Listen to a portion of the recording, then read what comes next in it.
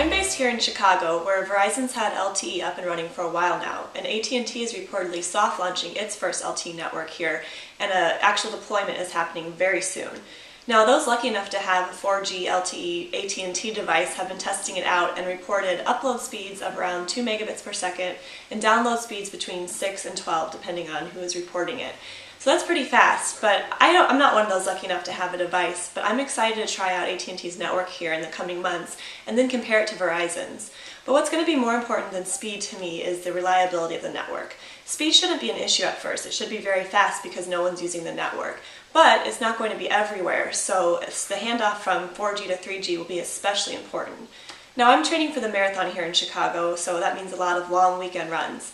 And the smartphone should be the perfect companion for running, but it always fails me at least 3 times a run.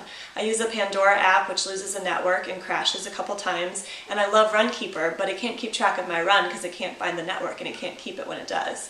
Now, smartphones are farther off in the future. It's data dongles right now, but LTE should fix that and make the smartphone a perfect running companion. It should be really reliable, it should be fast enough, and it should be able to hand off from 4G to 3G without the user noticing. I think this is actually one area where AT&T will have the advantage because it's going from LTE to HSPA+, while Verizon has to fall back to its CDMA network.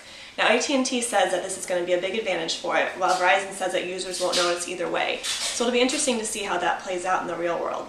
Either way, I'm excited that Chicago's becoming a 4G city. We're soon going to have Verizon LTE, AT&T LTE, or Sprint WiMAX to choose from.